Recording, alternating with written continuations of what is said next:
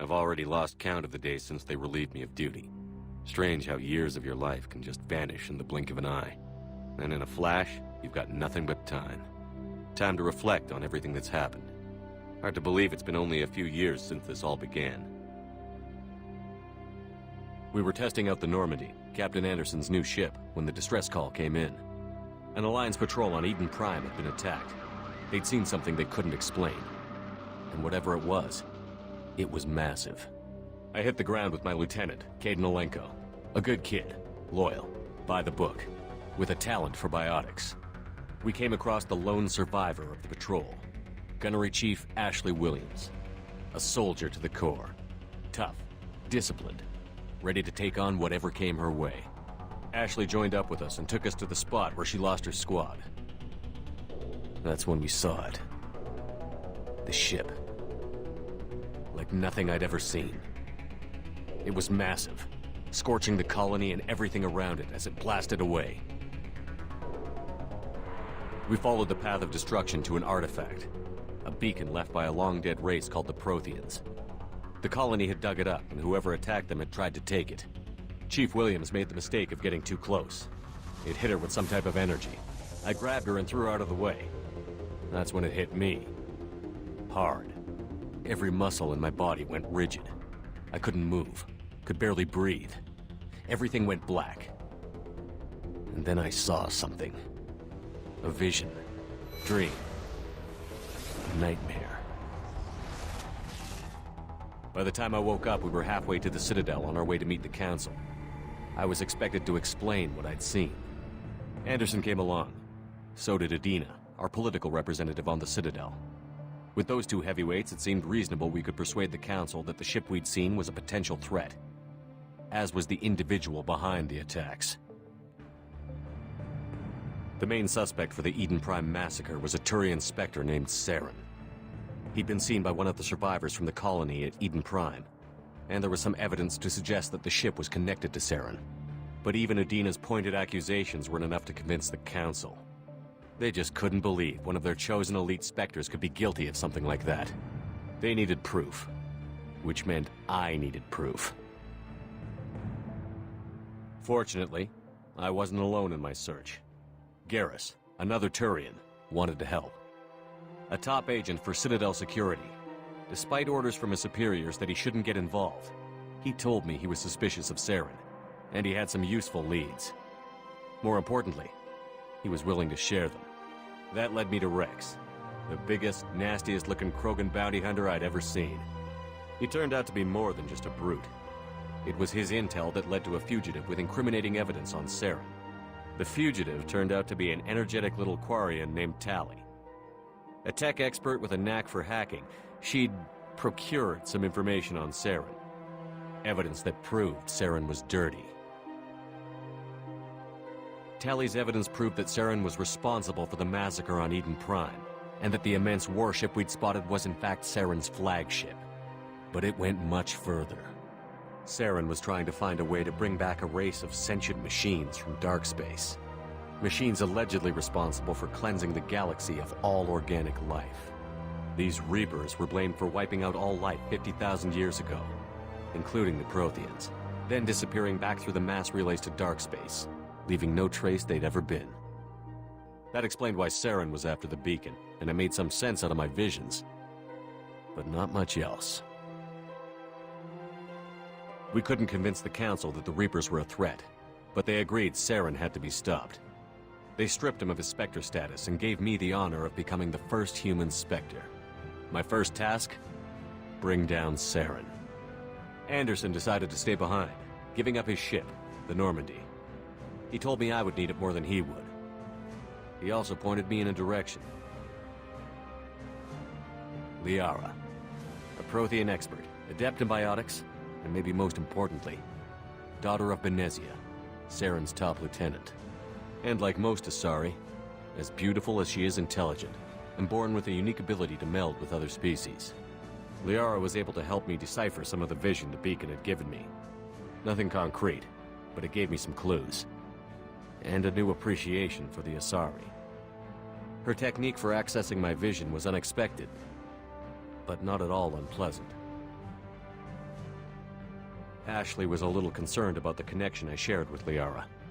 As commander, I knew either relationship had the potential to interfere with the mission. I told Ash I wasn't interested in Liara. I had my eyes on someone else. But we agreed we wouldn't let it get in the way of our mission. Finding Saren. Thanks to Liara's help, we had our next lead. Benezia. Saren had taken her to Novaria, where he'd enslaved a dangerous race of insect-like creatures, the Rachni. He ordered Benezia to use the same technique Liara had used on me to extract information from the Rachni Queen. The Queen's drones were everywhere, and they weren't happy. We had to fight through hundreds of them to get to Benezia. By the time we arrived, Saren was gone. With the information. I tried to reason with Benezia, but Saren had indoctrinated her. He had somehow acquired the ability to control people's actions and wills. Benezia wouldn't surrender, and Liara was forced to watch her mother die in her arms. And I was left with an angry, dangerous Rachni Queen to deal with. She claimed her drones would do no harm if I released her. But the Rachni had terrorized the galaxy before. I couldn't do it. I wouldn't doom an entire species for past sins. And the Queen was true to her word. She left and took her army of drones with her. With Saren's top lieutenant dead, he was quickly running out of time and places to hide. I tracked him down at his base on Vermeer, but we soon learned it was more than a base of operations. It was a breeding ground. Saren was breeding an army of Krogan. He'd found a cure for the genophage, a disease inflicted on the Krogan to prevent them from breeding and taking over the galaxy. But the Krogan Saren was breeding were slaves, mindless beasts that obeyed Saren's will. I had to destroy the base, and all its research. Rex disagreed. Violently. Rex wanted the genophage cure for his people. I tried to convince him to help me destroy it, that these Krogan weren't real. But he wouldn't back down. Fortunately, Rex is smarter than he looks. He realized this wasn't the way to help his people, and that Saren was the real threat. When we finally got to the center of the base, I realized just how close Saren was to completing his plan. He was already in communication with the Reapers. Sovereign, Saren's flagship we'd all assumed was just a ship, was a Reaper. It spoke to me, threatened me. I could feel the menace it had for every living thing. It wanted me dead. It wanted us all dead. And I knew it was capable of doing just that. What I couldn't understand was why Saren would help it. But there was no time to think about it. Sovereign knew where we were. We had to destroy the base and get the hell out. I split up my team in 2 squads, sending Ash with one and Caden with the other as a distraction. We had a nuke, and we planned to use it. Before we could detonate the bomb, Saren showed up. We fought. I stalled him to make time for my team. And in talking to him, I realized the truth. It wasn't Saren who was indoctrinating everyone. It was Sovereign. The Reaper. And Saren was in deeper than all of them. He tried to convince me he was still in control. Said he found a way to reduce the Reaper's influence, but he was kidding himself. Or believing the lies Sovereign was telling him. Before I could convince him to stop, he ran, leaving me just seconds to extract my squad mates. I tried, but I wasn't fast enough. I could only save one of them.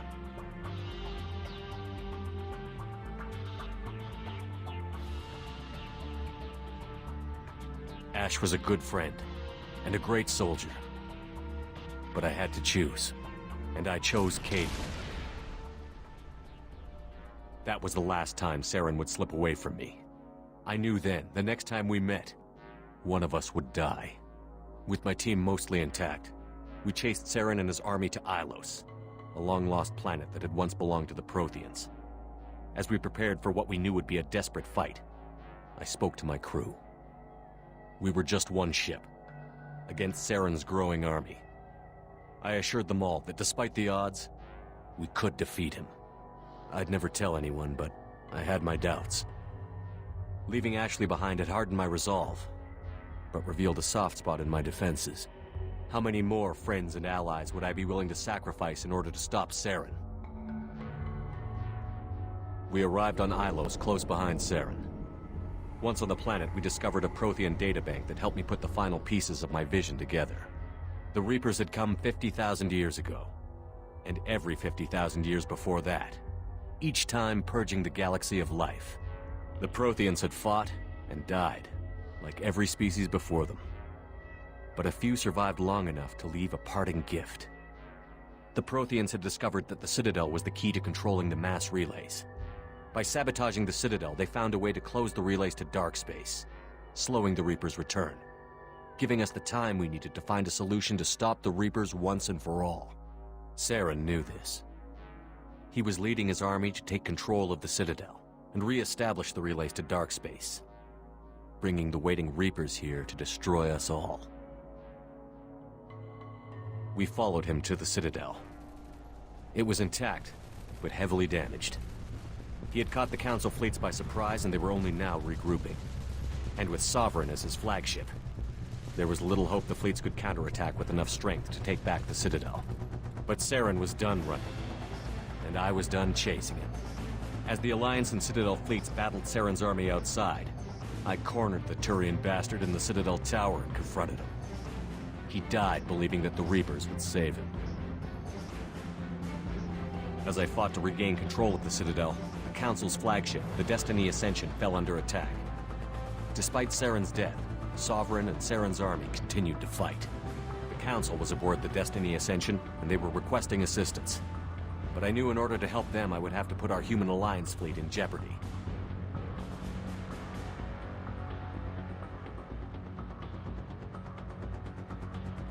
The Council could be replaced. The fleets were needed here and now if we were going to defeat Sovereign. Even with the Citadel back in my control, Saren defeated, and the Normandy leading the combined galactic fleet, the battle against Sovereign, a single Reaper, was relentless. It took the combined fleets of humanity and the other races, but in the end, Sovereign fell. But the costs were immense. While humanity's efforts in the war earned us our first seat on the Council, it was a hollow victory. The Reapers were still out there. I knew the fight was far from over, but as the one who'd led the fight against Saren, I was given new responsibilities. The choice of humanity's first counselor was left for me to decide. On the one hand, Udina, the lifetime politician. Ruthless and ambitious, he would easily navigate the political landmines that would soon be put in front of him. The other choice, Captain Anderson, the career soldier. Tough but fair, but a friend, and someone I could trust. Both great leaders in their own right.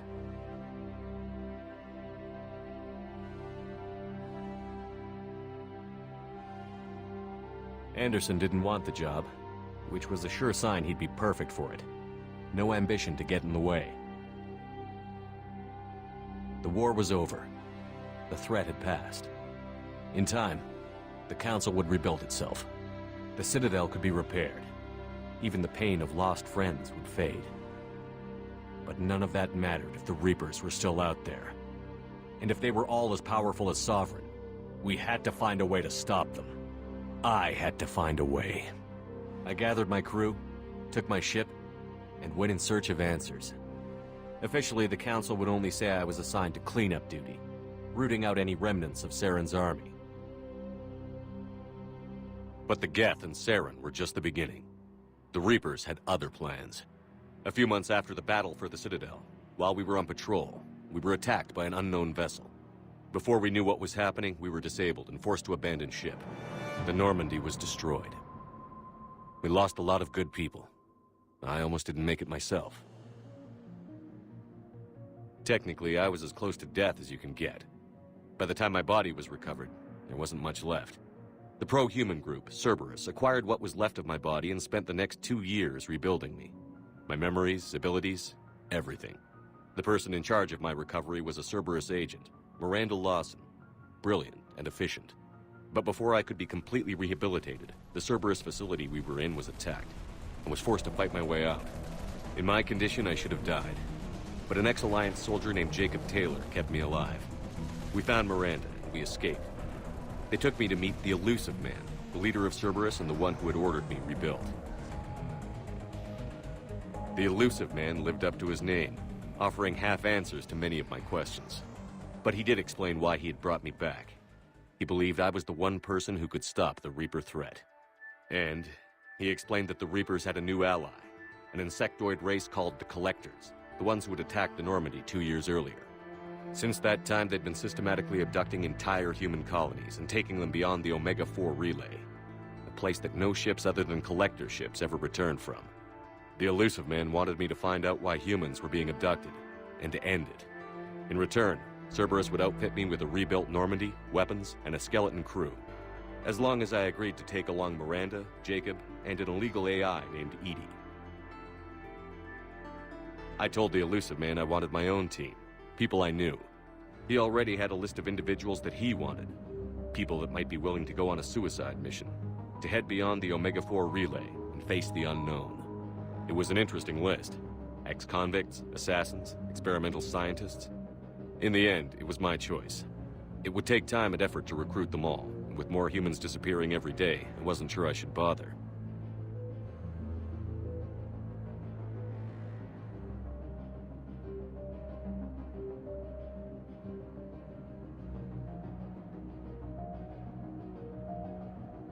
I decided time was of the essence.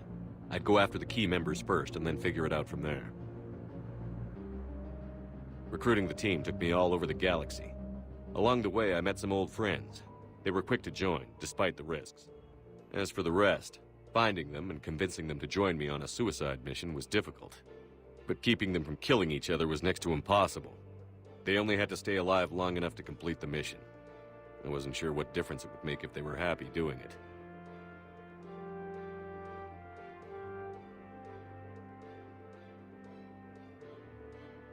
But if we were going to survive this, our best chance was to make sure everyone was working together. I tried to recruit and reconnect with a few of my old squad, but they were suspicious of Cerberus. No doubt why they weren't on the Elusive Man's list to begin with. Worse, they had moved on. For 2 years, they'd believed I was dead and lost. Now I was headed off on another suicide mission. If things were going to get better between us, it would take time.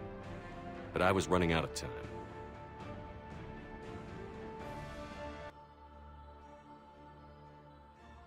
Maybe once the mission was over, we could try to reconnect. With most of the team recruited, we were getting close. We just needed to figure out how to survive the Omega-4 relay. Our best chance came when we discovered a damaged Collector ship. We went in knowing it could be a trap, but we had to try. What we found there was almost unbelievable.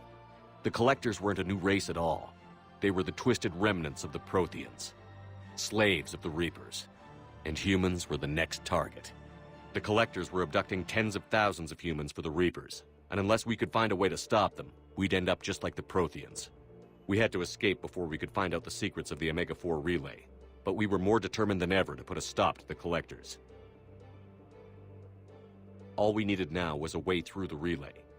Edie had figured out what we needed, and the Elusive Man knew where to find it.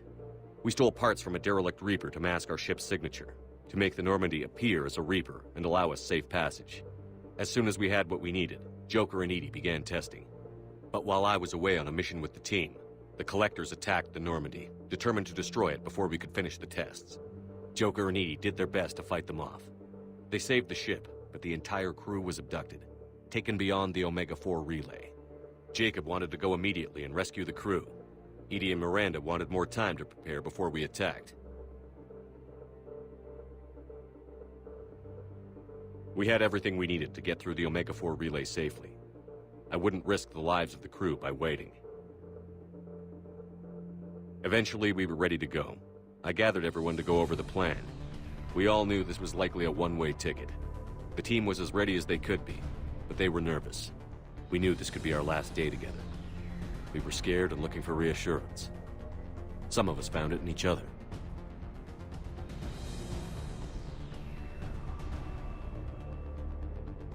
Tally came to my room to talk, share her thoughts.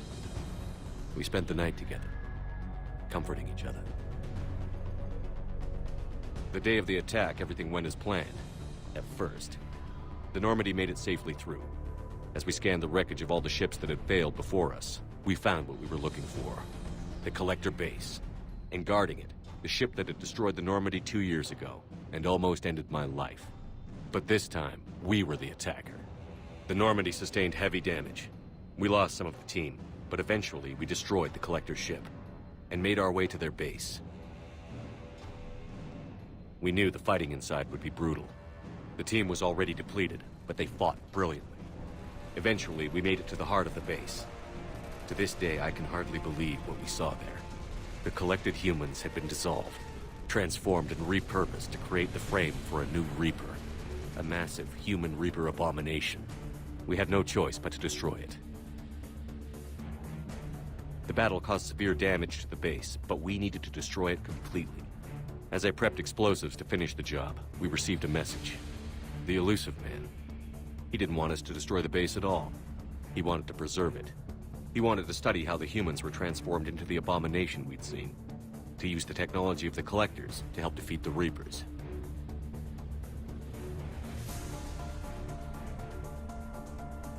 I always suspected the elusive man had his own motives, but I couldn't agree with him on this. We had stopped the Collectors. We would find a way to stop the Reapers without sacrificing our morality in the process. We destroyed the base, completely, and escaped back through the Omega-4 relay. The mission was over, but we paid a price for our success. We lost almost half the team, but at least we were able to rescue the crew in time. And in the end, we stopped the Reapers from creating a human Reaper abomination. And we bought everyone just a little more time. If only there was more time. The Reapers are still coming. Every day a bit closer. I handed every piece of intel on the Collectors and Cerberus over to the Alliance brass. They're not sure what to make of it, but at least they're listening.